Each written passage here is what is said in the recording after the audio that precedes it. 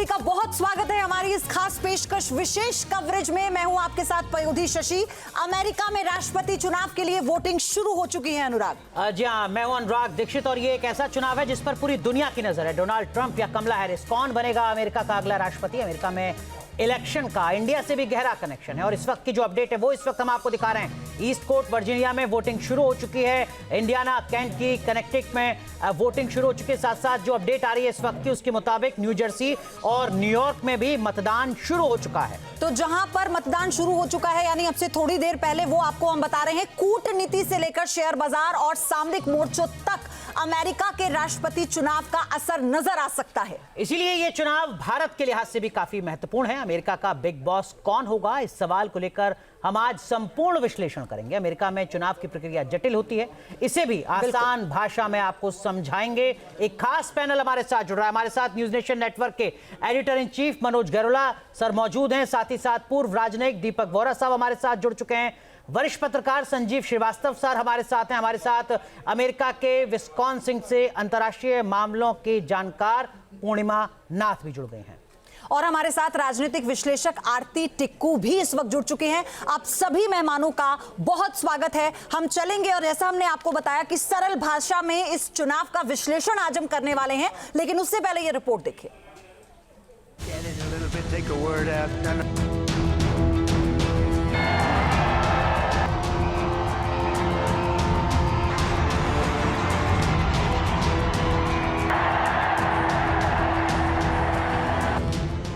Super power का super boss कौन? भारत पर कितना असर? भारत का कौन करीबी?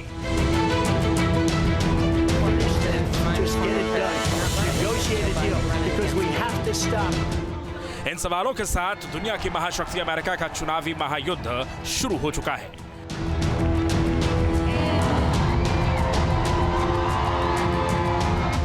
पूर्व राष्ट्रपति डोनाल्ड ट्रंप इतिहास रचेंगे या फिर भारतीय मूल की कमला हैरिस सुपर पावर की सुपर बॉस होगी?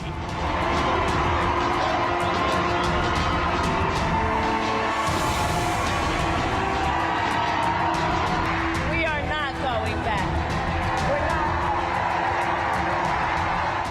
दोनों के बीच मुकाबला कड़ा है, इंच इंच की लड़ाई है और इस दिलचस्प चुनावी लड़ाई को सिर्फ अमेरिका नहीं बल्कि पूरी दुनिया सांसें थाम कर देख रही है। इसकी वजह भी है, मसलन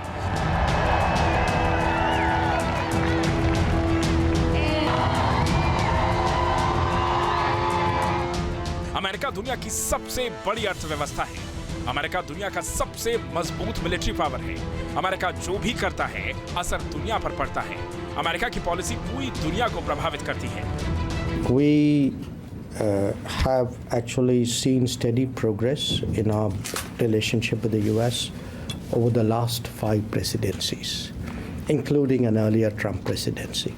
So when we look at the American election, we are very confident that whatever the verdict, our relationship with the United States will only grow.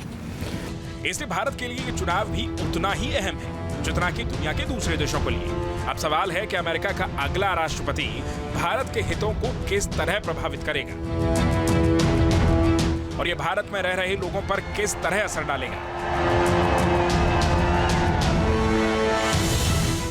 इसके लिए हम आपको 2 तस्वीरें दिखाते हैं। पहली तस्वीर है दिल्ली की, जहां महामंडलेश्वर वेद मूर्तिनंद सरस्वती की अगुवाई में डोनाल्ड ट्रंप की जीत के लिए हवन और अनुष्ठान हुआ। दूसरी तस्वीर अमेरिका से 13,000 किलोमीटर भारत के उस गांव की है जहां से डेमोक्रेटिक उम्मीदवार कमला हैरिस ताल्लुक रखती हैं। थुलासेंद्रापुरम मंदिर में कमला हैरिस की जीत के लिए खास पूजा की गई। भारत और अमेरिका के संबंध मजबूत रहे हैं, लेकिन राष्ट्रपति के पद पर कौन आसीन होगा, शायद दरोदिशा इससे भी तय होगी। रिपब्लिकन बेहतर या डेमोक्रेटिक, डोनाल्ड ट्रंप मुफीद या कमला हैरिस?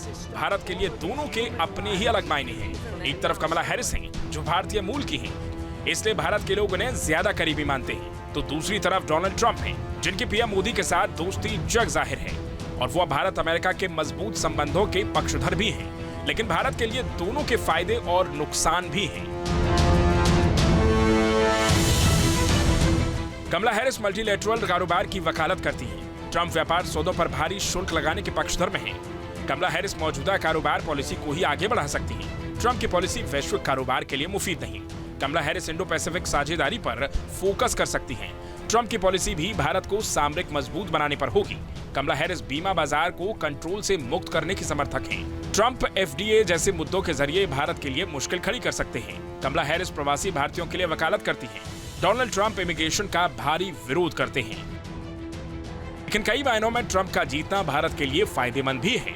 मसलन बाइडेन की विदेश नीति की वजह से रूस और चीन करीब आ रहे हैं, जो कि भारत नहीं चाहता। वहीं ट्रंप अगर राष्ट्रपति बनते हैं तो रूस और अमेरिका के रिश्ते सुधर सकते हैं और इससे भारत को भी काफी फायदा होगा। हालांकि ट्रंप या कमला हैरिस दोनों को ही इंडो पैसिफिक रीजन में भारत की जरूरत पड़ेगी।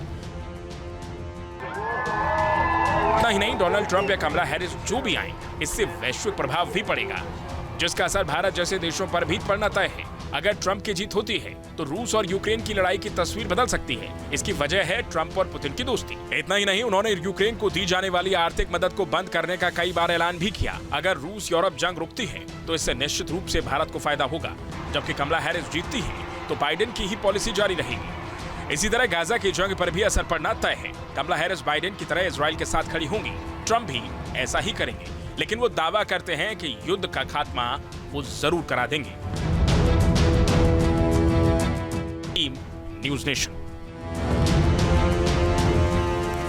तो दुनिया के सबसे पुराने लोकतंत्र में चुनावी नतीजों का असर क्या होगा, दुनिया के सबसे बड़े लोकतंत्र में, ये समझने की कोशिश कर रहे हैं। मनोज सर, सबसे पहले बात आर्थिक लिहाज से सर, जो भी नतीजे आते हैं, अगर ट्रंप जीतते हैं या हैरिस जीतती हैं, भारत की अर्थव्यवस्था पर, कारोबार पर क्या असर आपको दिखता है? देखिए, ऐसा है कि जैसे अभी हमारे विदेश मंत्री का स्टेटमेंट हमने सुना कि चाहे कोई भी राष्ट्रपति आए, हम उनके साथ अच्छे से काम करेंगे। तो मेरे को लगता है कि आज भारत की इम्पोर्टेंस इतनी ज़्यादा है और जिस तरीके से चाइना का थ्रेट आज अमेरिका को है, मुझे लगता है कि भारत अमेरिका के लिए एक बहुत ही इम्पोर्टेंट पार्टनर है। और भारत के इसको मेरे को लगता नहीं कि कोई भी राष्ट्रपति आए कुछ फ़र्क पड़ने वाला है। आपने देखा होगा कि जिस समय रिपब्लिकन्स की जब प्राइमरी की डिबेट चल रही थी तो उस समय सिर्फ एक ही चीज़ सबसे बड़ी थी, और बाद में अगर हम ट्रंप की अगर स्पीच देखते हैं तो उसमें भी ये सारी चीज़ें थी कि आज की डेट में भी चाइना के ऊपर अमेरिकन डिफेंस का भी बहुत ज़्यादा डिपेंडेंस है। जी। आपको जान के आश्चर्य होगा कि 40% चिप्स जो अमेरिकन जो डिफेंस सिस्टम बनते हैं, 40% चिप्स आज की डेट में भी चाइना से आती है, और उसी तरीके से काफ़ी बड़ा इलेक्ट्रॉनिक्स चाइना से आता है। तो चाइना की जो सप्लाई चेन है उसके ऊपर हम कह सकते हैं कि अमेरिका की डिफेंस इंडस्ट्री डिपेंड करती है। आप देखिएगा, आपको पता होगा कि ये चीज़ें कितनी ख़तरनाक हो सकती हैं। अभी हम लोगों ने, इंडिया ने जब टनल बनाने के लिए बॉर्डर में जर्मनी से जब हमने मशीन मंगाई तो चाइना ने कस्टम क्लियरेंस में ही महीनों उसमें लगा दी और हमारा काम शुरू हो नहीं पाया। वो क्योंकि वो जर्मन की मशीन थी, वो मशीनें चाइना में बनती थी। तो दूसरे देश में मैन्युफैक्चरिंग होना, और ख़ास तौर से एक दुश्मन देश में जो कि आपका एक चैलेंज हो, ये कितना खतरनाक हो सकता है, ये हम सबको मालूम है। तो अमेरिका का आज की डेट में एम है कि चाइना से वो सारी की सारी चीज़ें शिफ्ट करे, जितना भी जो मैन्युफैक्चरिंग है वो बाकी एशियन कंट्रीज़ में शिफ्ट करे। तो इस कारण इंडिया की इम्पोर्टेंस इसमें बहुत ज़्यादा बढ़ जाती है। जी, और हमारे साथ पूर्णिमा नाथ भी हैं। पूर्णिमा नाथ, आप ही के पास आते हुए, मनोज सर ने जो बात कही उसी को आगे बढ़ाते हुए, अगर हम नीतिगत स्तर पर देखें, इतिहास भी गवाह रहा है कि रिपब्लिकन प्रशासन जो रहा है उसके साथ कई ऐतिहासिक कदम भारत ने उठाए हैं। लेकिन जब हम डोनाल्ड ट्रंप के शासन को याद करते हैं तो संरक्षणवाद इतना हावी रहा, जिसको लेकर ये मुद्दा बनाया कमला हैरिस ने भी। आपको क्या लगता है, जब भारत के परिप्रेक्ष्य में हम बात करते हैं तो कैसे आने वाला समय इस चुनाव के बाद आप देख रही हैं?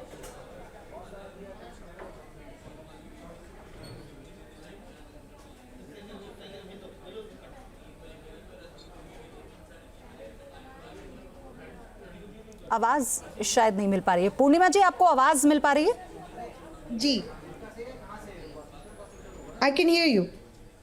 मैं अपना सवाल दोहराती हूं आपको। सवाल ये है कि आप कैसे देख रही हैं इस पूरे चुनाव के बाद भारत पर जो असर पड़ने वाला है। हम जब डोनाल्ड ट्रंप के शासन को देखते हैं, उस वक्त की जो खामियां थी और जो उस वक्त की मेरिट थे, और अब आप कैसे देख रही हैं जो बाइडेन के इस पूरे शासनकाल के मेरिट और डिमेरिट को? देखिए, मैं तो अमेरिकन सिटीज़न हूँ और इंडियन बोर्न अमेरिकन सिटीज़न हूँ। मेरा ये इलेक्शन बहुत ही इम्पॉर्टेंट है as an legal immigrant in this country और as an Indian born American citizen as well. यहाँ पे आपने देखा होगा डोनाल्ड ट्रंप की शासन में इनफैक्ट बहुत सारे H1B हो या विजिटर्स हो वीज़ा को ब्लॉक किया गया है उनके प्रेडिसेसर से ज़्यादा। But as a citizen of this country जो लास्ट 4 years में मैंने देखा है कि it has been travesty for this country. और यहाँ पे उनके हिसाब से, लोगों के हिसाब से बाइडेन हैरिस एडमिनिस्ट्रेशन जो था वो यहाँ पे 12 to 14 मिलियन इलीगल एलियंस को लेके आए हैं और उनके मुताबिक यहाँ पे 40+ मिलियन इलीगल इमिग्रेंट्स इस कंट्री में ऑलरेडी है। और आपको पता होगा इस कंट्री में कैलिफोर्निया में वोटर आईडी वेरीफाई करना इज ए क्राइम नाउ। और डेमोक्रेट पार्टी वर्जीनिया को सू किए थे और वोटर रोल से इलीगल इमिग्रेंट्स को निकालने में। और वो लोग जॉर्जिया को भी सू किए हैं और सर्वेलेंस कैमरा ना रखने के लिए बैलेट बॉक्स के ऊपर। आप सोचिए यहाँ पे चल क्या रहा है। It's the same situation India में। अगर आप देखें जो इलीगल इमिग्रेंट्स रोहिंग्याज आए या बांग्लादेशीज आए और बॉर्डर क्रॉस करके और वहाँ पे वोटर आईडी वो लोग वोट कर रहे हैं, कांग्रेस ही को उठा रहे हैं क्योंकि वहाँ पे उनको मुस्लिम शासन चाहिए। यहाँ पे एग्जैक्टली इस्लामो मार्क्सिज्म चाहिए। ये जो इलेक्शन है ये लास्ट इलेक्शन होगा अगर ओबामा हैरिस सोरोस और कमला हैरिस की एडमिनिस्ट्रेशन पावर रिटेन करे। और ये जो इलेक्शन है why is it so important is because nationalism versus communism हो चुका है और फ्रीडम वर्सेस फैशिज्म हो चुका है, डेमोक्रेसी वर्सेस टिरनी हो चुका है। ये बुनियादी बात है और अहम बात है जो पूर्णिमा जी कह रही हैं। संजीव सर, आपको लगता है कि अमेरिकी राष्ट्रपति चुनाव इन्हीं मुद्दों के इर्द गिर्द है? ट्रंप साहब का ये कहना कि देखो मैं अगर सत्ता में आया तो वो मैक्सिको की दीवार पर फिर से काम होगा, राष्ट्रवाद पर फिर से काम होगा, नेशन फर्स्ट पर काम होगा।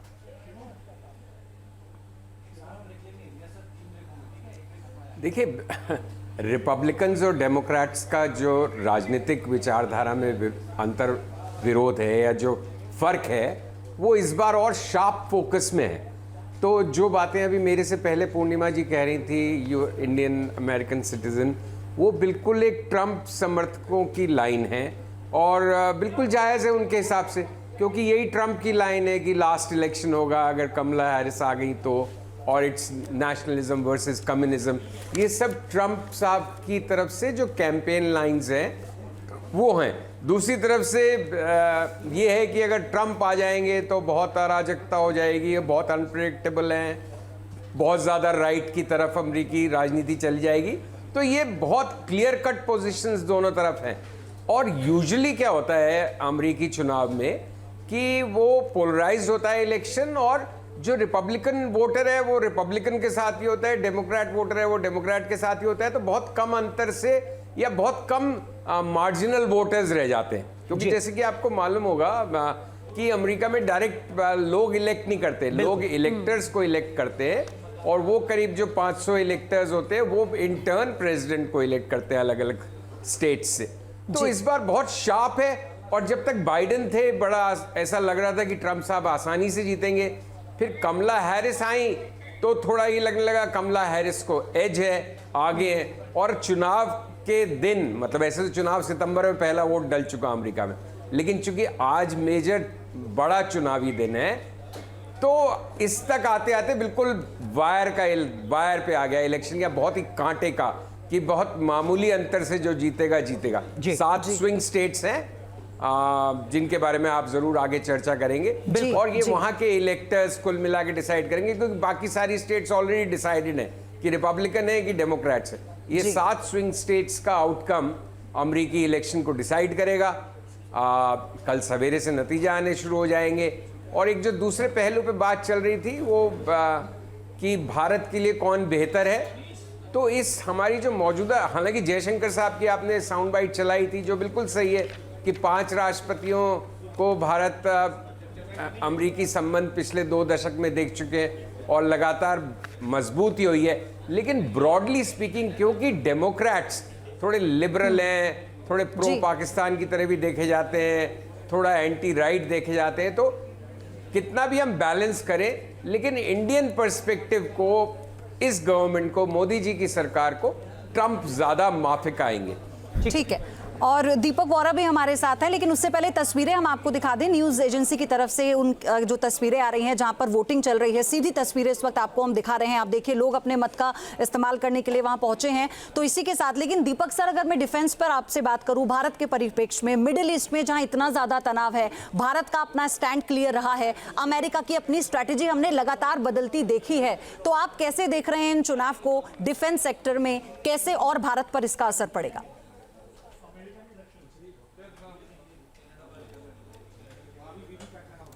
आभारी हूँ, बहुत अच्छा लगता है जब आपके चैनल पर होता हूँ, बहुत कुछ आपसे सीखने को मिलता है, और फिर इतने सारे विशेषज्ञ आपने इकट्ठे किए हैं, which is a tribute to your channel, और आपको पर्सनली बहुत अच्छा लगा। इनकी जानकारी मुझसे कहीं ज़्यादा है। अब मैं आपको बताना चाहता हूँ कि आज के दिन मामा अमेरिका मैटरनिटी हॉस्पिटल में गई है। बेटा होगा या बेटी होगा, ये थोड़ी देर में हमको पता लगेगा। 3 चीज़ें बहुत अहम हैं। अगर आप अंतर्राष्ट्रीय कॉमर्स की बात करें, ट्रेड की बात करें, या क्षमा कीजिए, या इंटरनेशनल रिलेशंस की बात करें, तो ट्रंप बड़ी आसानी से जीत जाते हैं। ये जो हमारी कमला दीदी जो है, इसको इतना मालूम नहीं है international commerce, international relations, international politics के बारे में। ट्रंप ने तो एक किताब भी लिखी थी 1980 के दशक में, जिसका शीर्षक था the art of the deal. तो वो डील मेकर है, मैं यहाँ भी डील करूंगा, वहाँ भी डील करूंगा, ये भी वो करूंगा, वो भी करूंगा। कमला हैरिस को इतना मालूम नहीं है। दूसरी चीज, अगर मुस्कान देखी जाए और दांतों को दिखाने की बात हो, तो कमला हैरिस 100% जीत जाती है। हर बात पे वो हंस पड़ती है। काफी वहां पर जो कॉमेडियंस हैं अमेरिका में, उन्होंने इसका मजाक उठाया, but it's all light hearted, तो इसको क्रिटिसाइज नहीं करता। कारोबार नहीं आता, लेकिन जो उनका कार्यकाल था बाइडेन और कमला हैरिस का, बायलैटरल ट्रेड जो है भारत के साथ, वो ट्रंप सरकार के मुकाबले ज्यादा हुआ है पिछली सरकार में। बीते 4 साल में ग्रोथ रेट जो है वो 9% से ज्यादा है। ट्रंप सरकार के समय 7% के आसपास। मैं इतना बताना चाहता हूं कि मैं उसी पे मैं आ रहा था। Kamala Harris doesn't know anything about it. अगर आप अमेरिकन सिस्टम समझती हैं, और बहुत से अमेरिका के विशेषज्ञ हैं, जहां तक ट्रेड या इंटरनेशनल पॉलिटिक्स का सवाल है, जो पर्सनैलिटी व्हाइट हाउस में बैठती है, उसका 3-4-5% इन्फ्लुएंस होता है। बाकी होता है डीप स्टेट का, डिफेंस डिपार्टमेंट का, डिफेंस इंडस्ट्री का, स्टेट डिपार्टमेंट का, व्हाइट हाउस का, मिलिट्री का। और इस समय मैम, अगर आप हमारे इलाके में देखें, अफगानिस्तान से लेके म्यांमार तक अगर कोई स्टेबल देश है, वो भारत है और भूटान। बाकी सब बहुत अनस्टेबल हैं, वोलेटाइल है। तो इंडिया तो बहुत बड़ा डिफेंस मार्केट है, और अमेरिका उसको अपने तरफ करना चाहता है। जितना यहाँ पे दंगा होगा हमारे इर्द गिर्द, हमारे नेबरहुड में, उतने ज्यादा सोफिस्टिकेटेड वेपन्स हमको चाहिए। जितना ज्यादा इजराइल के इर्द गिर्द दंगा होगा, उतने ज्यादा सोफिस्टिकेटेड वेपन्स इजराइल लेगा। यूक्रेन का भी आप जानते हैं वही हाल है, रूस के साथ जो उसका चल रहा है। तो मेरा मानना है कि कोई भी जीते, कोई भी आए वहां पर, भारत के ऊपर इतना असर नहीं पड़ेगा, क्योंकि अमेरिकन डीप स्टेट या अमेरिकन सिस्टम चाहता है भारत के साथ दोस्ती, और हमने तो खुलेआम कह दिया कि हम अपने संबंध और मजबूत करना चाहते हैं। ठीक है, आरती टिक्कू भी हमारे साथ। आरती जी, आप किस तरीके से देखते हैं नतीजों को? एक बड़ा तबका है विश्लेषकों का जो कह रहा है कि देखिए, अगर कमला हैरिस ही बनती हैं तब तो वही हालात रहेंगे जो बीते 4 साल में रहे, लेकिन अगर ट्रंप साहब आते हैं तो स्थितियां बदल सकती हैं, भारत के पक्ष में भी, और कुछ ऐसी परिस्थितियां भी जो भारत को नुकसान पहुंचा सकती हैं, खासकर जो उनका नेशनलिज्म का जो मूवमेंट रहता है, उसमें H1B वीजा भी है, उसमें और तमाम चीजें हैं, कॉर्पोरेट टैक्स में कमी है, और तमाम चीजें हैं।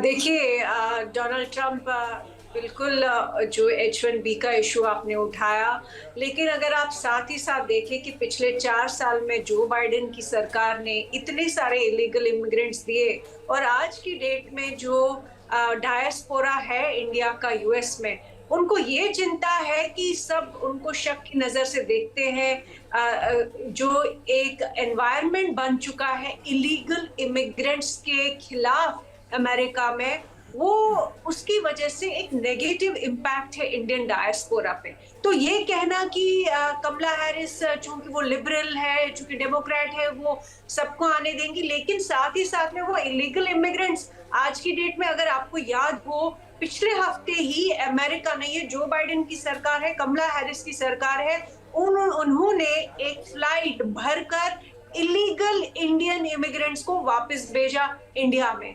तो एक ऐसा इंप्रेशन, एक ऐसी इमेज जहां ये बन जाए कि इंडियंस भी अपने लोग जो है वो इलीगली अमेरिका में घुसा रहे हैं, तो ये लीगल इमिग्रेंट्स जो है इंडिया के यूएस में, उनके लिए अच्छी बात नहीं होगी। हमारी ओवरऑल जो इमेज है, इम्प्रेशन है पूरी दुनिया में, सॉफ्ट पावर है, उसके लिए भी अच्छा नहीं है। दूसरी बात, जहां बिजनेस की बात आए, देखिए इंडिया बहुत बड़ा मार्केट है चाइना के बाद, और आपको मालूम होगा कि यूएस में लगभग पूरी यूनानिमिटी है रिपब्लिकन्स और डेमोक्रेट्स के बीच में कि चाइना उनके लिए सबसे बड़ा थ्रेट है। वो चाइना को सबसे बड़ा राइवल और एनिमी मानते हैं। लेकिन इस सबको एक तरफ अगर देखें कि ट्रंप ने, बेशक उन्होंने टैरिफ वॉर शुरू किया चाइना के साथ, लेकिन ट्रंप की जो प्रेसिडेंसी थी उसमें रियल वॉर्स हमने नहीं देखे। उसमें हमने ट्रेड वॉर देखा, उसमें हमने डिप्लोमेटिक वॉर देखा, डिप्लोमेटिक ऑफेंसिव्स देखे, लेकिन जितना ज्यादा मिलिट्री कॉन्फ्लिक्ट्स होंगे उतना ज्यादा जो यूएस की मिलिट्री इंडस्ट्रियल कॉम्प्लेक्स है वो ज्यादा कोशिश करेगी हमें वेपन्स बेचने की, और कंपटीशन तो है ही रशिया, इजराइल और यूएस की। बेहद अहम बात आप आरती कर रही हैं। माफ कीजिए आरती, आपको रोक रहा हूं। दीपक वोरा साहब कुछ इंटरवीन करना चाह रहे हैं। दीपक सर।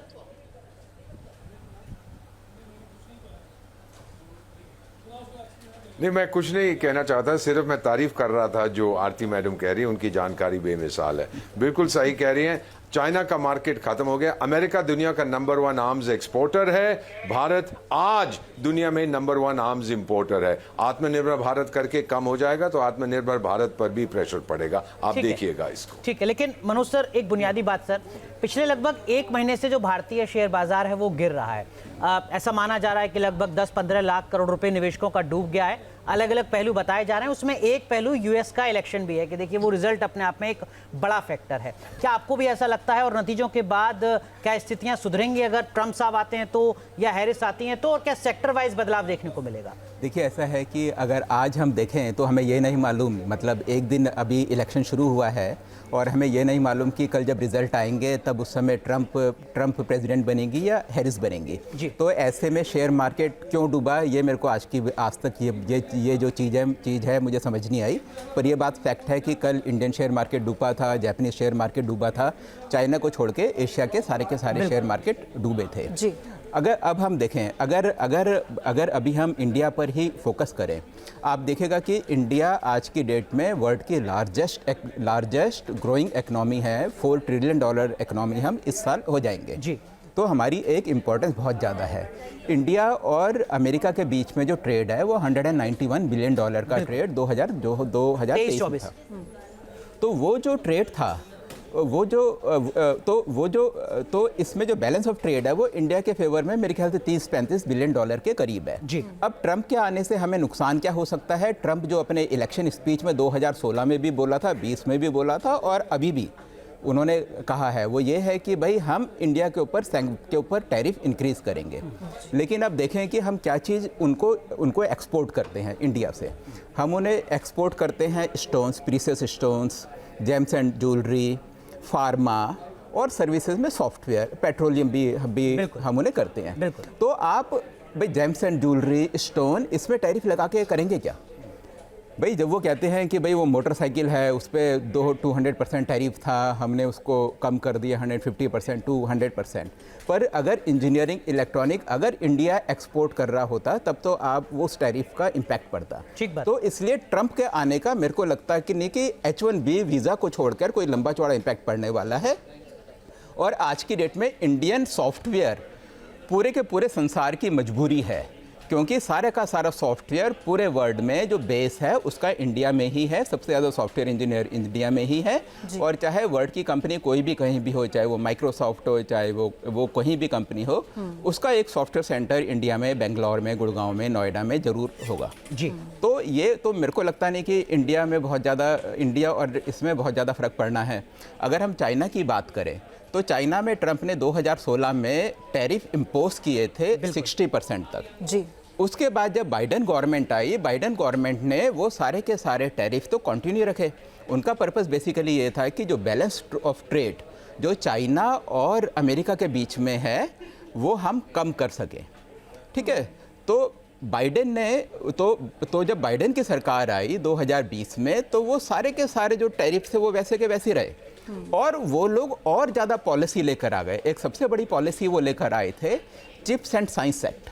अब वो था क्या, देखिए, जैसा कि आज की डेट में जो डिफेंस सिस्टम है अमेरिका में जो भी बनता है 40% चिप्स उसकी चाइना से आती हैं। जी। तो उन्होंने कहा कि अगर आप अमेरिका में ही चिप्स बनाएंगे, अपने कंपनीज को कहा, तो हम उसमें सब्सिडी देंगे।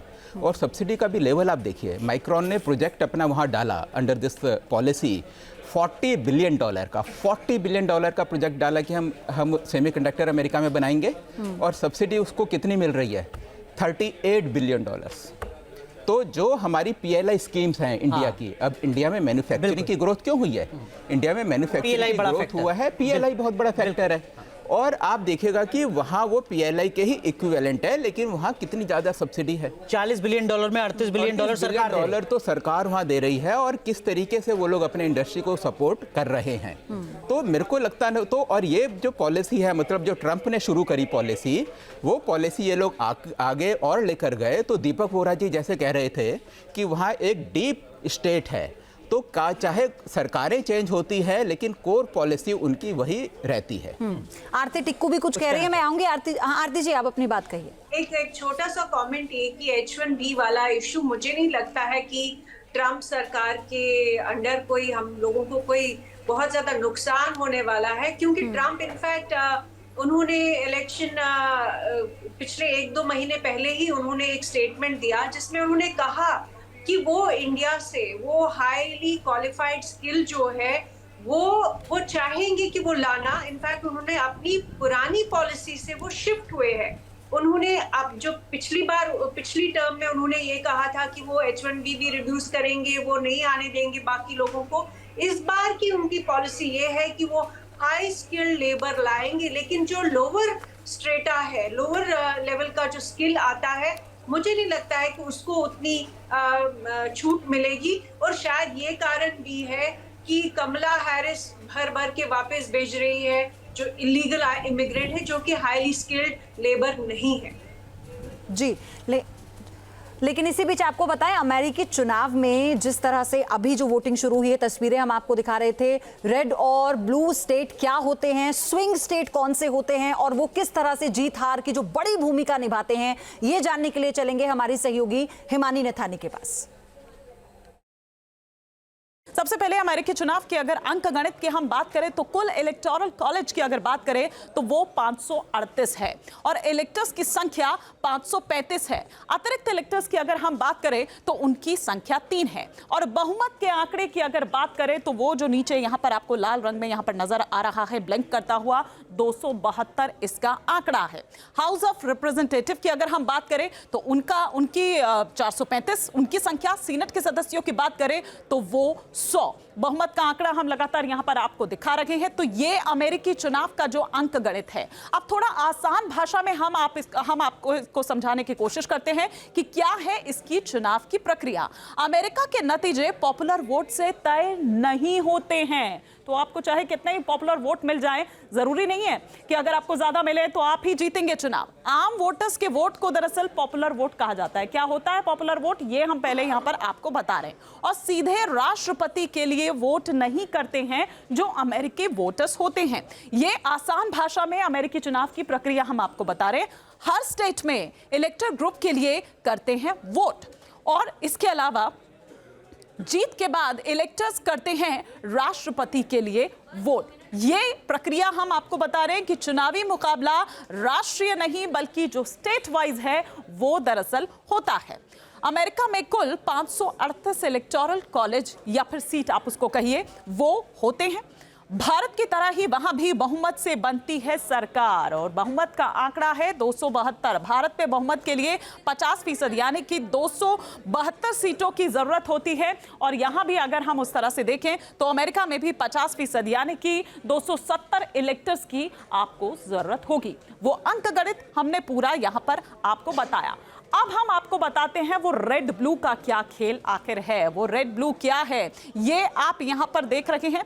रेड स्टेट जो आपको यहां पर नजर आ रहा है, और बाकी आपको नजर आ रहा है ब्लू स्टेट। और यहां पर कहीं आपको बहुत हल्का सा अगर आप देखें तो पर्पल भी नजर आ रहा होगा, उसे दरअसल स्विंग स्टेट भी आप कह सकते हैं। अब क्या है ये रेड स्टेट, क्या है ये ब्लू स्टेट और क्या है ये स्विंग स्टेट, ये हम आपको यहां ग्राफिक्स के माध्यम से बताएंगे। जो रेड स्टेट आप देख रहे हैं, रेड स्टेट का मतलब रिपब्लिकन पार्टी का दबदबा, यानी कि जो ट्रंप की पार्टी है उनका दबदबा। और ये सारा जो लाल रंग आपको नजर आ रहा है ये उसको दर्शा रहा है। 1980 से इन सीटों पर लगातार जीत दर्ज करता रहा है। रिपब्लिकन पार्टी का जो दबदबा है वो रहा है, और पार्टी के फ्लैग का रंग भी लाल ही होता है। 22 स्टेट में रिपब्लिकन जो है वो दरअसल भारी है, और यहां वोटर्स का जो मूड है वो बदलता नहीं है। ये हम वो आपको स्टेट बता रहे हैं। रेड स्टेट में ज्यादातर ग्रामीण इलाके आते हैं जहां पर रिपब्लिकन जो पार्टी है उसका दबदबा है वो भारी है। अब हम रेड स्टेट के बाद बात करते हैं ब्लू स्टेट की। ब्लू स्टेट यानी कि डेमोक्रेटिक पार्टी का दबदबा, यानी कि अब हम यहां पर बात कर रहे हैं कमला हैरिस, उनकी पार्टी की। 1992 से डेमोक्रेट्स की लगातार जीत यहां पर होती रही है। इसके अलावा डेमोक्रेटिक पार्टी के फ्लैग का जो रंग है वो भी नीला है, यानी कि वो भी ब्लू है। और साल 2000 में पहली बार जो कलर कोड हैं वो बनाए गए, वो सामने आता है। 27 स्टेट में डेमोक्रेट्स भारी है। ये जो यहां आप देख रहे हैं वो भारी आपको दिख रहा है। इन जो इलाके ब्लिंक कर रखे हैं वहां दरअसल डेमोक्रेट्स। अब स्विंग स्टेट की बात करते हैं। अब स्विंग स्टेट जैसा कि आप नाम से ही समझ सकते हैं, स्विंग यानी कि जो स्विंग करते रहते हैं, यानी कि जो एक जगह पर ठहरते नहीं है, उस पर भी हम आएंगे, लेकिन पहले इसकी संख्या की बात करते हैं। स्विंग स्टेट की जो संख्या है वो 7 है। कौन कौन से हैं वो इलाके उसका भी हम बात करेंगे, लेकिन जैसा मैंने पहले भी कहा कि स्विंग मतलब इधर उधर एक जगह पर नहीं ठहरते हैं। मतलब ये कि वोटर्स का मूड यहां पर बदलता रहता है, एक जगह नहीं रहता है। किस पार्टी को वोट देंगे ये आप नहीं पता लगा सकते हैं। और इन राज्यों में कड़ा मुकाबला है। जो ब्लिंक करते हुए आपको पर्पल यहां पर रंग नजर आ रहा है, इन राज्यों से लेकिन जीत हार का जो फैसला है वो दरअसल होता है। तो ये वो ब्लिंक करते हुए स्विंग स्टेट्स आपको यहां पर नजर आ रखे हैं। अब हम आपको बताते हैं वो 7 स्विंग स्टेट जिनकी हम यहां पर बात कर रहे हैं वो कौन कौन से हैं और यहां पर कितनी कितनी सीटें हैं। क्यों ये कहा जा रहा है कि वो निर्णायक, आप सुनते होंगे भारतीय, जब हम भारत के चुनाव की बात करते हैं तो वो निर्णायक भूमिका में, ये निर्णायक भूमिका में है दरअसल, और ये तय करेंगे। सबसे पहले अगर हम बात करें एरिजोना की तो यहां पर 11 सीट आती हैं। इसके अलावा अगर हम बात करें जॉर्जिया की तो जॉर्जिया में 16 सीट आती है। मिशिगन की बात करें तो यहां पर 15 सीट आती है। इसके अलावा नेवादा की बात करें तो नेवादा में 6 सीट है। साथ ही साथ नॉर्थ कैरोलिना की अगर बात करें तो 16 सीट्स यहां पर हैं। ये वो स्विंग स्टेट जो आप यहां पर देख रहे हैं। इसके अलावा पेंसिल्वेनिया जहां पर 19 सीट है। तो ये वो 7 सीट आपको 7 स्टेट्स आपको यहां पर नजर आ रखे हैं और उनकी सीट्स भी हम यहां पर आपको बता रहे हैं। इसके अलावा विस्कॉन्सिन की अगर बात करें तो विस्कॉन्सिन में 10 सीट। तो आपने स्विंग स्टेट के बारे में समझा किस तरह से ये जो स्टेट हैं कितनी महत्वपूर्ण भूमिका निभाते हैं। लेकिन आपको हम ये भी बता दें कि बहुमत के लिए जो 270 के आंकड़े की हम बात कर रहे थे, एक बार फिर से आप देखिए जो पूरी टैली है इसमें, अगर हम इन 50 राज्यों में कुल 538 इलेक्टोरल कॉलेज वोट हैं जिसमें बहुमत के लिए 270 की जरूरत होती है। लेकिन संजीव श्रीवास्तव सर, आप ही के पास आते हुए स्विंग स्टेट की बात पहले कर रहे थे और अभी हमने उसको समझाने की कोशिश की अपने दर्शकों को। ये जो महत्वपूर्ण स्टेट है जिसमें विस्कॉन्सिन है, नेवाडा है, मिशिगन है, नॉर्थ कैरोलिना है, एरिजोना है, पेंसिल्वेनिया है, ये बहुत इंपॉर्टेंट है। इनके बारे में विशेषज्ञ भी नहीं भाग पाते हैं। तो आप कैसे देख रहे हैं इस बार, ये कितना बड़ा फैक्टर होने वाले हैं इस बार के चुनाव में? एक बार फिर महत्वपूर्ण भूमिका क्या होगी? और सर, पेंसिल्वेनिया की सबसे ज्यादा चर्चा क्यों हो रही है संजीव सर? पेंसिल्वेनिया की सबसे ज्यादा चर्चा इसलिए हो रही है कि मैक्सिमम इलेक्टर्स इसी स्टेट से आएंगे। 30 का मेरे ख्याल से 7 स्टेट्स मिला के कोई 50-55 के करीब इलेक्टर्स इलेक्ट करेंगे, जो इन टर्न उन 538 वोटर्स में से है एक तरह से जो राष्ट्रपति को इलेक्ट करेंगे। तो उसमें से 30 पेंसिल्वेनिया में है। तो ये सबसे बड़ा स्टेट है। भारत के संदर्भ में देखें तो ये उत्तर प्रदेश या महाराष्ट्र हो गया इन टर्म्स ऑफ नंबर्स। और ये इसलिए भी बहुत इंपॉर्टेंट हो जाते हैं कि इनका मालूम नहीं इनका रुझान किस तरह रहेगा। अभी इन स्विंग स्टेट्स में से जो लास्ट पोल संडे को न्यूयॉर्क टाइम्स ने किया था उसमें 3 स्टेट्स में कमला हैरिस आगे थी, एक में ट्रंप आगे थे, लेकिन उसका कोई मतलब नहीं है क्योंकि ये लास्ट मिनट तक चेंज होगा। तो अब पिछली बार इन 7 स्विंग स्टेट्स में 6 बाइडेन ने जीती थी। इस बार इसकी संभावना नहीं लगती है कि ऐसा फिर से डेमोक्रेट्स के पक्ष में जाएगी बात। तो ये 6 स्विंग स्टेट्स इसीलिए इंपॉर्टेंट हो जाती हैं कि अल्टीमेटली कौन बनेगा अमेरिकी राष्ट्रपति, वो ये 7 स्टेट्स डिसाइड करेंगी। इसमें सबसे ज्यादा नंबर पेंसिल्वेनिया का है, सबसे छोटे 6 इलेक्टोरल मेंबर्स आएंगे नेवाडा से। तो उसी संदर्भ में इनकी इंपॉर्टेंस है। अगर आपके पास समय हो तो मैं ये जो शेयर बाजार की चर्चा हो रही थी सर जी, उस पे भी एक छोटी टिप्पणी करना चाहता हूं, अगर आपकी अनुमति हो। जी सर प्लीज। देखिए, मुझे नहीं लगता कि अमेरिकी राष्ट्रपति के चुनाव का कोई बहुत खास असर भारतीय शेयर बाजार पे पड़ेगा। भारतीय शेयर बाजार में देखिए आप 19,000 के करीब निफ्टी थी एक साल पहले, वो 26,000 तक गई थी, तो मतलब लगभग 30-35% का उसमें तेजी आई थी। अब वो रिट्रेस करके 24,000 के आसपास है, मतलब 8 से 10% की गिरावट है। So whatever goes up has to come down. और ऊपर जाने के भी जैसे बाजार कारण ढूंढ लेता है, नीचे आने के भी ढूंढ लेता है। कॉर्पोरेट अर्निंग्स करीब 35% कंपनीज की अच्छी नहीं रही। FIIs ने 1 लाख करोड़ से ज़्यादा तो सिर्फ अक्टूबर में बेचा, और करीब 2.5 लाख करोड़ वो इस पूरे साल में बेच चुके हैं, इस कैलेंडर ईयर में। तो वो ज़्यादा हॉट मार्केट्स की तरफ जाते हैं जहाँ उनको ज़्यादा क्विक मनी नज़र आता है। तो उस तरह से भारत एक समय बहुत एक अट्रैक्टिव डेस्टिनेशन था, अभी भी अट्रैक्टिव है, अगर थोड़ा और गिरेगा तो वापस से अट्रैक्टिव हो जाएगा।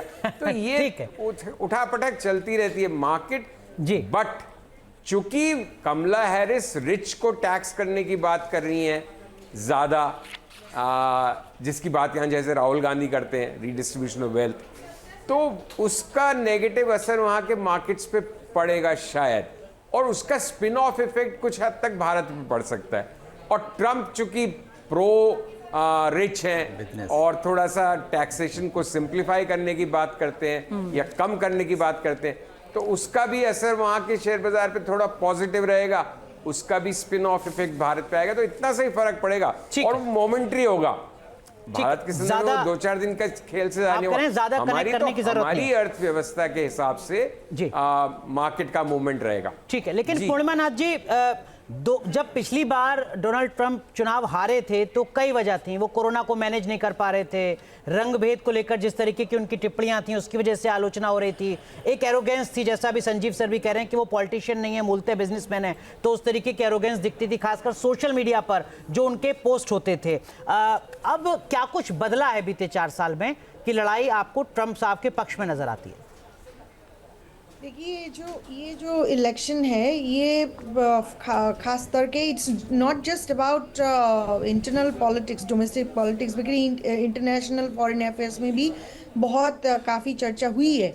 और डोनाल्ड ट्रंप के पॉलिसीज़ जो है यहाँ पे, इनकी ओवरऑल पॉलिसीज़ यहाँ पे inflation, education, job creation, pretty much energy independence, सब में इम्पैक्ट करता है। और फॉरेन पॉलिसी में डोनाल्ड ट्रंप जब प्रेसिडेंट थे, नया कोई वॉर नहीं हुआ था, और एक्चुअली बात हो रही थी कि जो वॉर चल रहा था उनको कैसे ख़त्म करे। आपको पता ही है, जब डोनाल्ड ट्रंप को हटाया गया था यहाँ से, तब बाइडेन ने कैसे अफगानिस्तान से सारा निकाल के सब छोड़ छाड़ के भाग गए थे वहां से, तालिबान से डर की।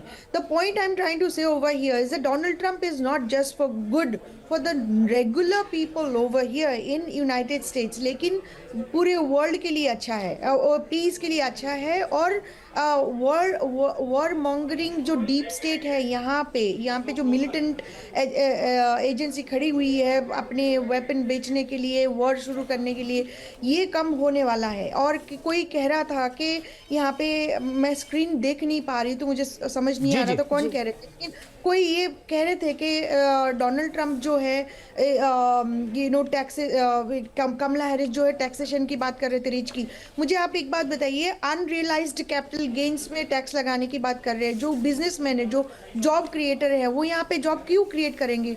और जब उनका लॉस होगा तब क्या गवर्नमेंट ऑफ हैरिस यहाँ पे उनको पैसा देने वाले हैं? ये सारा सा झूठ है। ये obviously at this point of time Democrat party जो है वो बिग फार्मा की पार्टी बन चुकी है, और बड़े बड़े सेलिब्रिटीज की पार्टी बन चुकी है, और रेगुलर वर्किंग पार्टी की वर्किंग क्लास की पार्टी नहीं है। आप बियॉन्से देखो, ओपरा देखो, कार्डी भी देखो, उनको लेके आ जाते हैं। 10 मिलियन 15 मिलियन लोगों को दे रहे हैं, सेलिब्रिटीज को दे रहे हैं उनके कैंपेन में आने के लिए। ये हम लोगों के जैसे लोग के लिए नहीं है जो गैस के लिए $4 देना पड़ रहा है, या कि एग्स के लिए $3 देना पड़ रहा है, या कि रेंट के लिए $2000 देना पड़ रहा है, just for a little bit of space.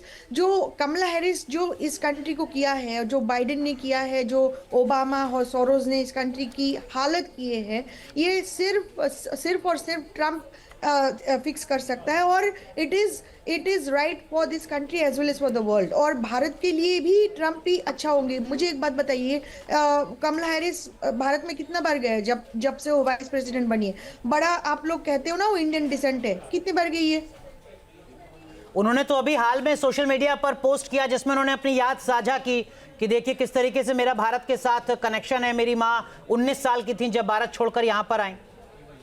और ऐसे ही तो बोलते रहते हैं। लेकिन मुझे एक बात बताइए, बाइडेन हैरिस की एडमिनिस्ट्रेशन जो इंडिया के ऊपर सैंक्शन लगाना शुरू कर दिया और रशिया के लेके वो आर्म ट्विस्ट करना शुरू कर दिया।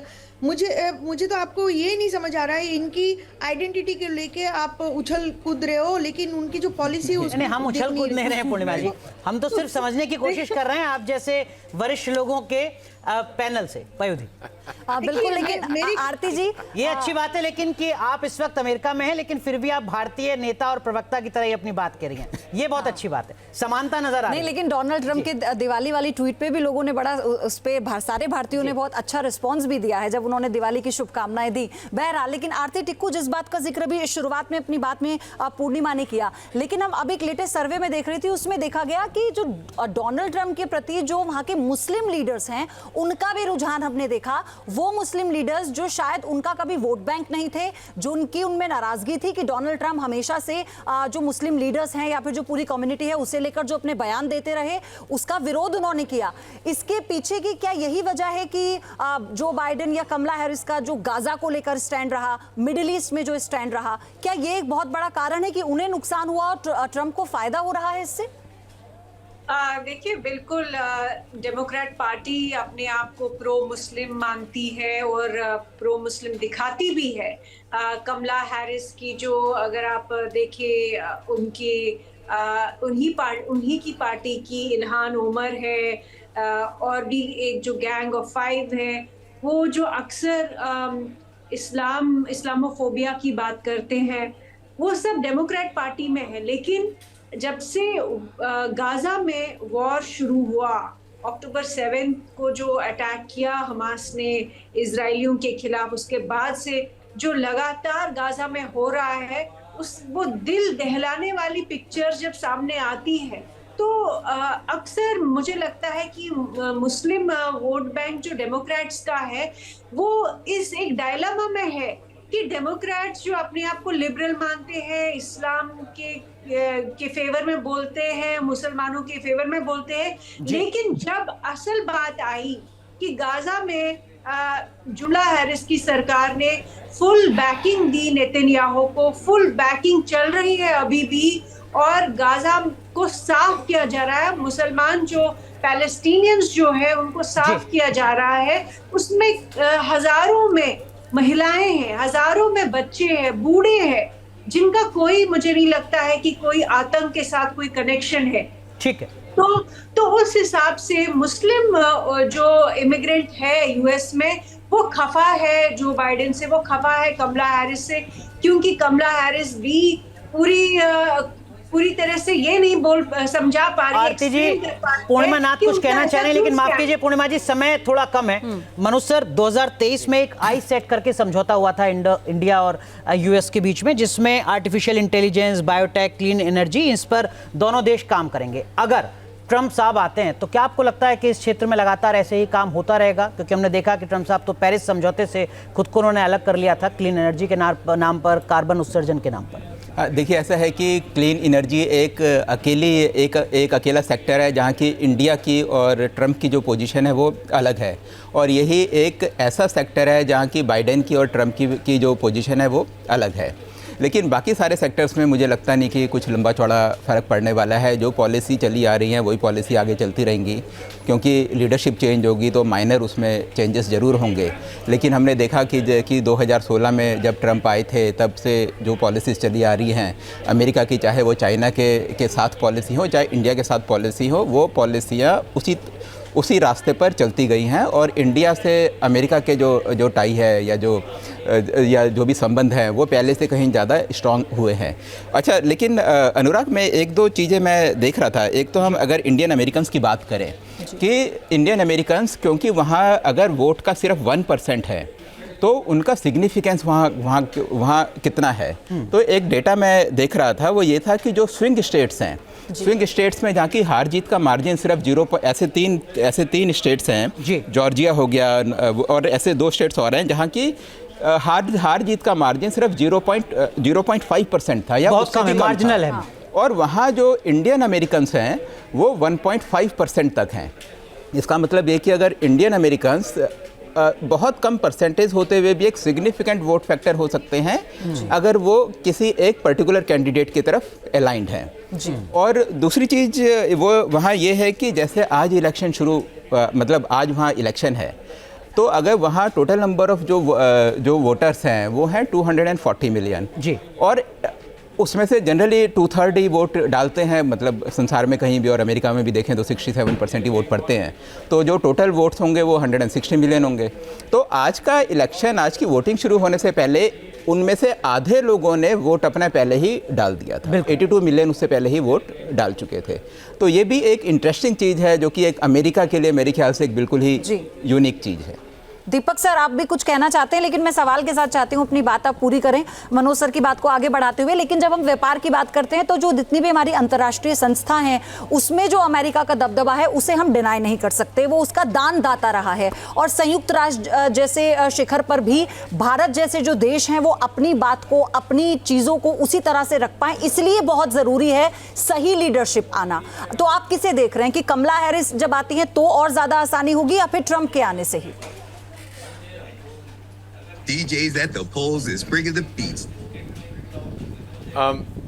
एक अंग्रेजी की कहावत है कि unknown devil is better than an unknown devil. Trump साहब कौन है हम ये जानते हैं, कमला हैरिस कौन है और उनका भारत के साथ क्या संबंध है। ये ट्वीट कर दिया कि 19 साल की उम्र में मेरी माँ यहाँ आई थी और बहुत बहादुर औरत थी, वो बहादुरी मुझे भी मिली है, और यहाँ आके फिर ये नहीं बताया कि पढ़ाई की और फिर शादी की, एट्सेट्रा एट्सेट्रा। लेकिन मैं एक चीज़ कहना चाहता हूँ, अभी जिक्र किया था कि ये जो इमर्जिंग एंड क्रिटिकल टेक्नोलॉजीज़ जो हैं जिन्हें हमारे अमेरिका के साथ हमने समझौता किया, आगे बढ़ेंगे। हाँ, क्लाइमेट चेंज में डोनाल्ड ट्रंप साहब ने शुरू में कहा था कि he doesn't believe in it, और आपको याद होगा उनके फर्स्ट टर्म में उनकी पहली visit, one of his first visit मेरा ख्याल सऊदी अरेबिया को थी जी। तो अब मैं उनसे अनुरोध करूंगा अगर फिर प्रेसिडेंट बनते हैं सऊदी अरेबिया जाएं, क्योंकि वहां पे बर्फ पड़ रही है पहली बार मानव इतिहास में। वहां जाके देखेंगे कि क्लाइमेट चेंज का क्या असर हो सकता है, शायद वो अपना इरादा बदल ले। But he will be good for us, so will Kamala. Determination तो डीप स्टेट करेगा। संजीव सर, अगर ट्रंप साहब आते हैं तो रूस के साथ किसी तरीके से रिश्तों में बदलाव होगा, तब जबकि यूक्रेन से तनातनी है। चीन के साथ रिश्तों में कोई बदलाव होगा और भारत पर उसका क्या असर होगा? इंडो पैसिफिक रीजन में जो भारत का दबदबा है वो ऐसे ही बना रहेगा?